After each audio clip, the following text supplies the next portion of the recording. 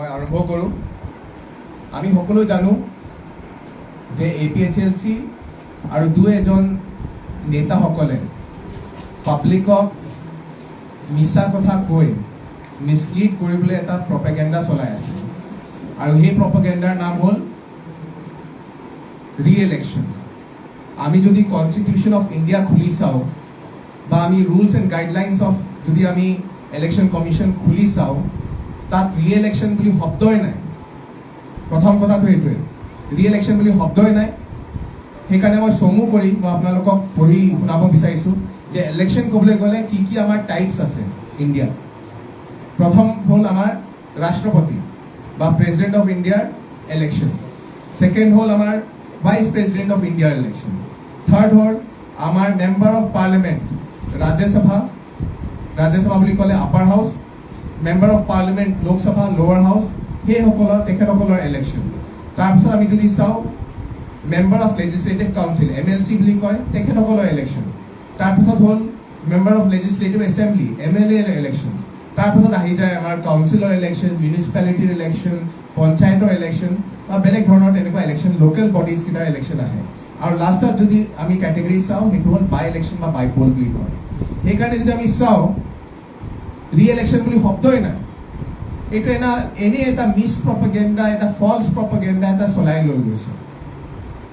আৰু যদি আমি চাওঁ যে যদি ৰি-ইলেকশ্যন মানে ইলেকশ্যন আকৌ পাতিব লাগে, তেতিয়াহ'লে এটা ইলেকশ্যন যোনটো তাৰ অলপ হ'লেও ওচৰত আহে। যদি আমি অৰ্থটো চাওঁ, প্ৰচিডিউৰটো কমপ্লিটলি ডিফাৰেণ্ট। মই কাৰণে ক'বলৈ বিচাৰিছোঁ বাই ইলেকশ্যন হ'লে কি এটা বা দুটা চিটত হয়, পুৰা ইলেকশ্যনটো ৰি-ইলেকশ্যন কেতিয়াও নহয়। বাই ইলেকশ্যন বুলি ক'ব পাৰে। বাই ইলেকশ্যন মানে কি, যে কোনোবাই ইলেক্টেড ৰিপ্ৰেজেণ্টেটিভে নিজৰ টাৰ্মৰ আগত যদি নিজৰ চিট খালী কৰিব লাগে, তেতিয়াহ'লে বাই ইলেকশ্যন বা বাইপলটো হয়। তাৰ 4টা কণ্ডিশ্যন আছে বাই ইলেকশ্যন বা বাইপলৰ। প্ৰথম হ'ল কি, যোন ইলেক্টেড আছিলে তেখেতসকলে ৰিজাইন দি দিছে কিবা কাৰণৰ কাৰণে। 2 নম্বৰ হ'ল কি তেখেতসকলৰ মৃত্যু হৈ গৈছে, তেতিয়াহ'লে বাই ইলেকশ্যন বা বাইপল হয়। 3 নম্বৰ, যদি যোন ৰিপ্ৰেজেণ্টেটিভে জিকিছে তেখেতে বোলে এটা চিটতকৈ বেছি জিকিছে, তেতিয়াহ'লে এটা চিটটো এৰি দিব লাগে, তাত আকৌ বাই ইলেকশ্যন হয়। 4 নম্বৰ, যদি MLA বা MP সকলৰ যদি মিনিমাম এটা এটেণ্ডেঞ্চ থাকে, সেইটো মিনিমাম এটেণ্ডেঞ্চ মিট নহ'লে তেতিয়াহ'লে বাই ইলেকশ্যন বা বাইপল ইলেকশ্যনটো হয়। সেইকাৰণে এই 4টা কণ্ডিশ্যনটো ফুলফিল নোহোৱালৈকে বাই ইলেকশ্যনটো নহয়। সেইকাৰণে এইকেইটা 4টা কণ্ডিশ্যন আমাৰ কাৰ্বি আংলং অট'নমাছ কাউন্সিলৰ কণ্টেক্সত ফুলফিল নহয়। সেইকাৰণে বাই ইলেকশ্যন বা বাইপল হোৱা কথাই নাই।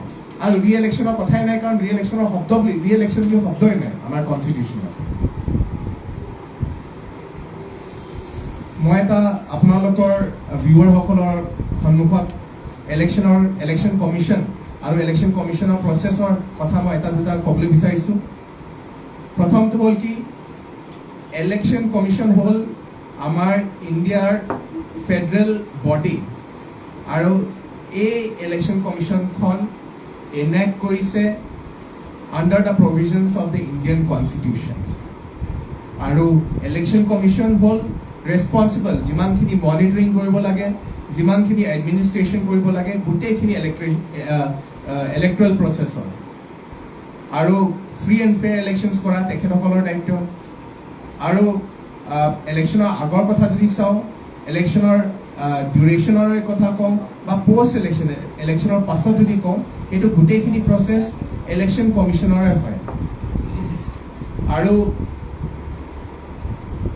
এইকেইটা কথা মই কোৱা কথা নহয়, এইকেইটা কথা আমাৰ চবৰ পৰা সুপ্ৰিম অথৰিটি, যদি আমি জুডিচিয়াৰী ছিষ্টেমটো চাওঁ, চবৰ পৰা ওপৰৰ যোনটো আমাৰ জুডিচিয়াৰী ছিষ্টেমৰ যোনটো টপ টায়াৰ, সেইটো হ'ল আমাৰ সুপ্ৰিম কোৰ্ট অফ ইণ্ডিয়া। পুৰা ইণ্ডিয়াত খালি এটাই সুপ্ৰিম কোৰ্ট অফ ইণ্ডিয়া। আৰু সুপ্ৰিম কোৰ্ট অফ ইণ্ডিয়া আমাৰ হাই কোৰ্ট, আমাৰ ডিষ্ট্ৰিক্ট কোৰ্ট, ছেশ্যনছ কোৰ্ট, চবৰ ওপৰত আমাৰ সুপ্ৰিম কোৰ্ট আছে। সুপ্ৰিম কোৰ্টে কৈছে যে যিমানখিনি নিয়ম কানুন ইলেকশ্যন কমিশ্যনে বনায়, সেইটোৰ ওপৰত আৰু একো নিয়ম কানুন নাই ইলেকশ্যনৰ ৰিলেটেড। সেইকাৰণে APHLCয়ে যে এইবিলাক কুৱেশ্যন উত্থাপন কৰিছে সেইকেইটা এটা insult to the Indian constitution মই ভাবোঁ, and insult to the Supreme Court of India মই ভাবোঁ, আৰু as an insult to the Election Commission of ইণ্ডিয়াই হওক বা ষ্টেট ইলেকশ্যন কমিশ্যনে হওক, এইটো এটা ইনচাল্ট বুলি APHLCয়ে কৰিছে। APHLC এতিয়া দিনে দিন ছাপৰ্টাৰসকল কমি গৈ আছে আৰু বহুতখিনি ইলেকশ্যন তেখেতসকলে হাৰিছেও, আৰু হাৰাৰ পাছত তেখেতসকলৰ হাণ্ড্ৰেডছ অফ ছাপৰ্টাৰ্ছ অলৰেডি বিজেপিৰ লগত অলমষ্ট এভৰিডে মাৰ্জ কৰি গৈ আছে। সেইকাৰণে এইবিলাক চাই APHLC লিডাৰসকলে ভাবিছে নাই, আমি আমাৰ নিজৰ মানুহ, আমাৰ নিজৰ লিডাৰসকলক ধৰি ৰাখিব লাগিব। সেইটো হ'লে কি কৰিম আমি? সেইটো কাৰণে হ'লে আমি এইবিলাক মিছপ্ৰপাগেণ্ডা কৰিম আমাৰ লিডাৰসকলক ধৰি ৰাখিবৰ কাৰণে।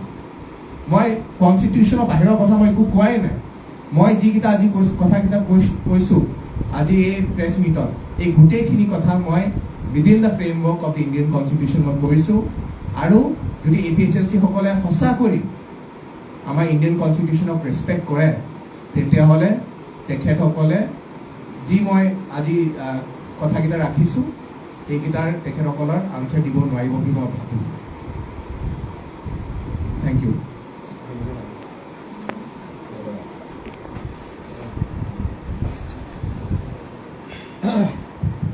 মই সময় দিছোঁ আমাৰ অনাৰেবল MEC শ্ৰী ভেম্পিকা ৰেখা।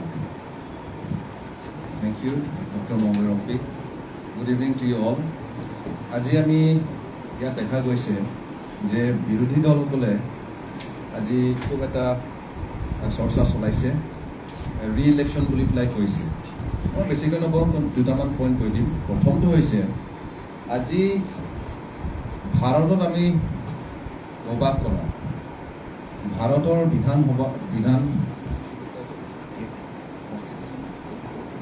ইণ্ডিয়ান কনষ্টিটিউশ্যনৰ বাহিৰে আমি কাকনো বিশ্বাস কৰিম? আজি কনষ্টিটিউশ্যন অফ ইণ্ডিয়াৰ বা ইলেকশ্যন কমিশ্যন অফ ইণ্ডিয়া এই দ্বাৰাই আজি অলপ দুমাহ আগতে আমাৰ কাউন্সিলৰ নিৰ্বাচন হৈ গৈছে, আমি সকলোৱে দেখিছোঁ।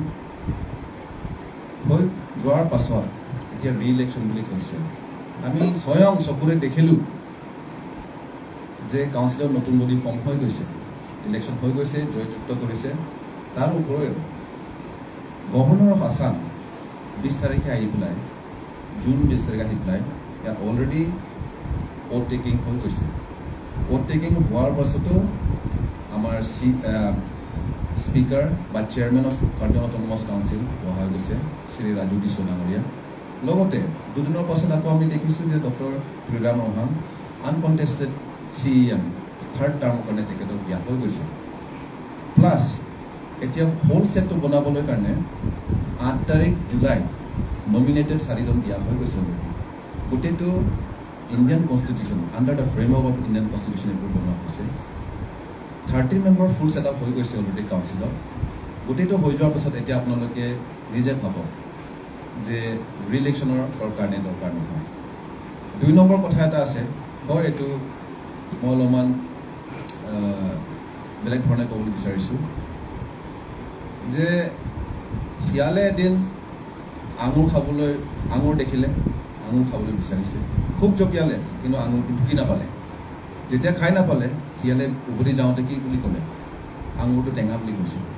তো ঠিক এইধৰণে আজি আমি আমাৰ ছ'চাইটিত দেখি আছোঁ, মিছপ্ৰপাগেণ্ডা চলি আছে ন' ডাউট, কিন্তু ৰি-ইলেকশ্যন কথাটো একদমেই সফল নহয় আৰু ৰি-ইলেকশ্যন বস্তুটো আমাৰ তাত নহ'ব।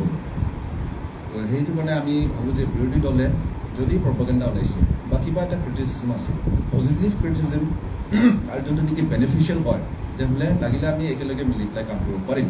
কিন্তু যদি নেগেটিভ ক্ৰিটিচিজমটো বেছি হৈ থাকে, তেনেহ'লে মানে আমাৰ কাৰ্বি আংলঙৰ ৰাইজে কনফিউজ হৈ যাব, আৰু সেই কনফিউজ হ'লে মানে আমি ইজনে ইজনক আমি বিশ্বাস কৰিব নোৱাৰা হৈ যাম। বুলি পেলাই আমি ৰিকুৱেষ্ট কৰিছোঁ যে ৰি-ইলেকশ্যন কথাটো আমাৰ বিৰোধী দলে যি কৈ আছে আমি এইটো কেতিয়াও মানি ল'ব নোৱাৰোঁ, আৰু যোনে শুনিছে তেখেতসকলেও এইটো মানি ল'ব নালাগে বুলি মই সকলোকে ৰিকুৱেষ্ট কৰিছোঁ। ধন্যবাদ।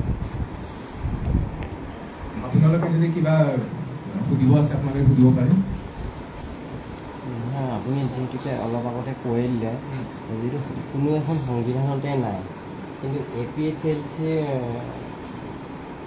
দলটোৱে প্ৰচেছন কৰিছে বা ৰেলী কৰিছে ৰি ইলেকশ্যন গতিকে এইটো আপোনালোকে তেখেতসকলৰ কি মটিভম হৈছে বুলি ভাবে নেকি মই কৈছোঁৱে তেখেতসকলে বহুতখিনি ইলেকশ্যন পাৰ হৈছে এই গোটেইখিনি ইলেকশ্যনত তেখেতসকলৰ পৰাজয় হৈছে সেইকাৰণে তেখেতসকলৰ বহুত ছাপৰ্টাৰ বহুতখিনি লিডাৰসকল APHLC পাৰ্টি ত্যাগ কৰি আমাৰ BJP দলত বহুতখিনি হাণ্ড্ৰেডছ এণ্ড থাউজেণ্ডছ যোগদান কৰিছে সেইকাৰণে এতিয়া ভাবিছে যে কি পলিচি লৈ পেলাই আমাৰ মানুহকেইটাক আমি ৰখাব পাৰোঁ তেখেতসকলে কাৰণে ভাবিছে যে এইবিলাক মিছ প্ৰপেগেণ্ডা আৰু মিছা কথা কৈ পেলাই তেখেতসকলে ভাবিছে যে নিজৰ ছাপৰ্টাৰ বা নিজৰ লিডাৰসকলক ৰখাব পাৰিব বুলি বাট আল্টিমেটলি ৰখাব নোৱাৰিব কাৰণ আপোনালোকে চাই থাকক অহা সময়ত আমাৰ MP ইলেকশ্যন আহি আছে MLA ইলেকশ্যন আহি আছে তাতো আমাৰ BJP পাৰ্টিয়ে ক্লিন চুইপ কৰিব স্যাৰ আৰু একটা কথা ৰাতিপুৱা এটা কথা মিষ্টাৰ ডেডি লাগছে ফৰ্মাৰ MSc ফ্ৰম ডিমা হাউচাও মানে ফৰ্মেলি জইন BJP বুলি এনেকুৱা ছ'চিয়েল মিডিয়াতে চাব পাইছোঁ স্যাৰ এইটো কিমান লোকে সঁচা কিমান লোকে মিছা এইটো তাত ফৰ্মেলি জইন কৰিব বুলি নাই, just- পঢ়া নাই just- মানে এটা ফটো দেখিছোঁ ময়ো যে তেখেত আছিলে আমাৰ মাননীয় মন্ত্ৰী আছিলে আৰু আমাৰ মাননীয় CEM আছিলে তেখেতসকলৰ মই ফটো দেখিছোঁ তাত কিবা এটা চাওক আমাৰ ডেম'ক্ৰেটিক ডেটত অ'পেন ডিছকাশ্যনটো চবৰে ৰাইট আছে তেখেতসকলে পুৰণা বন্ধু তাত লিখিছেও যে অ'ল্ড ফ্ৰেণ্ড বুলি মোৰো পুৰণা বন্ধু আমি কংগ্ৰেছত একেলগে কৰি গৈছোঁ তেখেতসকলে একাপ চাহ একেলগে খাইছে কিবা ডেভেলপমেণ্টৰ কথা বা বেলেগ কিবা ইছ্যুজো থাকিব পাৰে তেখেতৰ ডিছকাশ্যনৰ কথা বা তেখেতে যদি সিদ্ধান্ত লৈছে BJPত আহিবৰ কাৰণে এইটো মই মষ্ট ৱেলকাম কৰিছোঁ বা তাৰ কাৰণে আমি অফিচিয়েলি একো আমি ষ্টেটমেণ্ট পোৱা নাই চৰকাৰ